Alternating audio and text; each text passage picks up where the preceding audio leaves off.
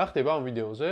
საკმაოდ აგრესიულად ჩასვა ეს ლინზა, რომელიც არის სკლერას ლინზა და ამ ვიდეოში აგიხსნით სკლერას ლინზა ჩვეულებრივი ლინზისგან რით განსხვავდება. ეს არ არის ჩვეულებრივი ლინზა და ვინც კონტაქტურ ლინზებს ხმარობთ, თქვენ მიხვდებით, რამდენად სტაბილური ფორმა აქვს მას და ამასთან ერთად რამდენად ფართეა ჩვეულებრივ ლინზასთან შედარებით. მიუხედავად რომ ისინი ესეთი სტაბილური ფორმისები არიან, ისინი ატარებენ ჟანგბადს და საერთოდ არ ეხებიან რქოვანას, ანუ ჩვენი თვალის პერიფერიულ ნაწილს. აი ამ ძალიან კარგი ილუსტრაციით აგიხსნით ზუსტად როგორ ჯდება ეს ლინზა უშუალოდ რქოვანაზე.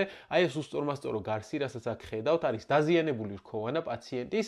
აი ეს კი ლინზა, რომელიც გამოყოფილია უშუალოდ ამ დაზიანებული რქოვანადან ამ სითხის შრით. ანუ ხელოვნურ ლინზასა და ჩვენს ბუნებრივ რქოვანას შორის არის სპეციალური სითხე, რომელიც გარდა იმისა, რომ ატენია ჩვენ რქოვანა გარს და მის გაღიზიანებას უშლის ხელს, ამასთანავე უწყობს ხელს, რომ ეს ვიზუალური უსწორმასწორობები ჩვენივე რქოვანა გარსის დაკორექტირდეს ამ ლინზის დახმარებით. ეს ლინზა კი, რომელიც არ ეხება საერთოდ ამ რქოვანას, ფიქსირდება სკლერაზე. სკლერა არის უფრო შედარებით პერიფერიულად მდებარე გარსი თვალის და შედარებით ნაკლებად მგრძნობიარეა ვიდრე რქოვანა და შესაბამისად ის ადამიანები, რომლებიც ამ ტიპის ლინზას ხმარობენ, უფრო ნაკლებად ამჩნევენ დღის განმავლობაში დისკომფორტს ლინზიდან გამოწვეულს. ეს ლინზა კი გამოიყენება კერატოკონუსის, კერატიტების და სხვადასხვა რქოვანას დეფექტების დროს.